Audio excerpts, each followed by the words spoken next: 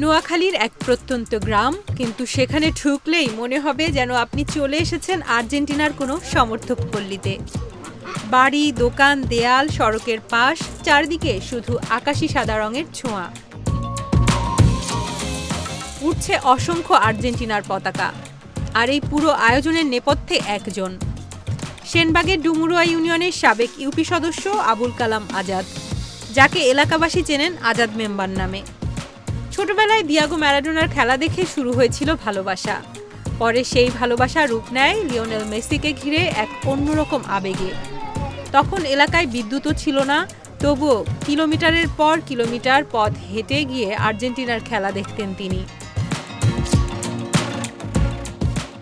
2014 বিশ্বকাপ থেকে শুরু হয় নতুন অধ্যায়। বিশ্বকাপ এলেই নিজের বাড়ি আর দোকানকে আর্জেন্টিনার পতাকার রঙে সাজিয়ে তোলেন আজাদ মেম্বার।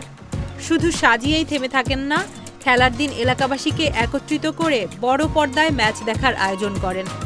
জয় পরাজয় যাই হোক, শেষে থাকে সবার জন্য ভোজের ব্যবস্থা। আমি প্রতিটি খেলায় আর্জেন্টিনার সমর্থনের জন্য বিরিয়ানির ব্যবস্থা করে। আমার এখানে অনেক দূর থেকে আমার এই মার্কেটে খেলা দেখতে আসে। শুধু আর্জেন্টিনার ফ্যানের সাথে সাথে ব্রাজিলের ফ্যানও আসে।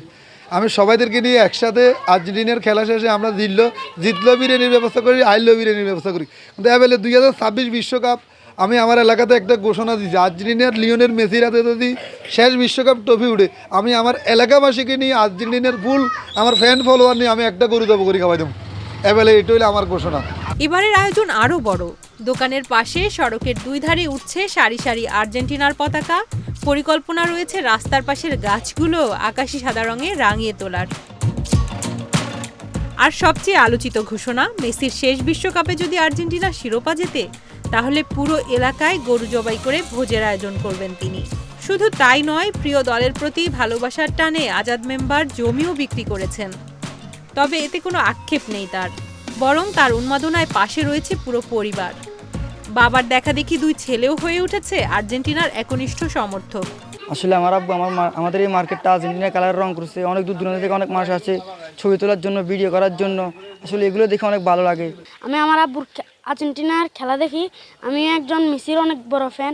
আজাদ মেম্বারের আরেকটি স্বপ্ন রয়েছে, মেসির শেষ বিশ্বকাপের অন্তত একটি ম্যাচ স্টেডিয়ামে বসে সরাসরি দেখার। সামর্থ্যের সীমাবদ্ধতা থাকলেও স্বপ্ন দেখা থামাননি তিনি। তবে তার কাছে ফুটবল শুধু খেলা নয়, এটি মানুষের মধ্যে সম্প্রীতি আর ভালোবাসা ছড়িয়ে দেওয়ার মাধ্যম। আমি অনেক অর্থ ব্যয় করছি এই আর্জেন্টিনার পিছনে, কিন্তু আমার একটা স্বপ্ন, আমি আর্জেন্টিনার একটা খেলা ডাইরেক্ট সরাসরি দেখার। আজাদ মেম্বারের ব্যতিক্রমী উদ্যোগ মুগ্ধ করেছে এলাকাবাসীকে। তাদের প্রত্যাশা, একদিন যেন আজাদ মেম্বারের স্বপ্ন পূরণ হয়। প্রত্যেকবার বিশ্বকাপ খেলার সময় আজাদ মেম্বার ওনার দোকানটাকে আর্জেন্টিনা কালারে রং করেন এবং আমরা সবাই এই খেলা দেখি। অনেক দূর থেকে এখানে খেলা দেখার জন্য মানুষ আসে। মানুষের বিরিয়ানি খাওয়ানি বা এখানে একটা আয়োজন করা, বিভিন্ন এলাকা থেকে মানুষ আসে এখানে বিরিয়ানি খায় এবং কি আর্জেন্টিনার খেলার জন্য যে আয়োজন করে আজাদ মেম্বার সবসময় এটা নিয়ে ব্যতিব্যস্ত থাকে। বাফের দিনের সম্পদ বিক্রি করে উনি এই মার্কেটে নিজের টাকা খরচ করে রং করেছেন এবং কি আপনার প্রত্যেকটা খেলায়, প্রত্যেকটা ম্যাচ আর্জেন্টিনা বিরিয়ানির আয়োজন করতেন। ব্রাজিল, আর্জেন্টিনার সবাইকে নিয়ে মিলেমিশে উনি বিরিয়ানির আয়োজন করে সবাইকে নিয়ে উপভোগ করতেন খেলা। আজাদ মেম্বারের গল্প ছড়িয়ে পড়েছে জেলার গণ্ডি ছাড়িয়ে। বিষয়টি জানতে সেখানে ছুটে যান জেলা ক্রীড়া সংস্থার সদস্য মোহাম্মদ জহিরুদ্দিন।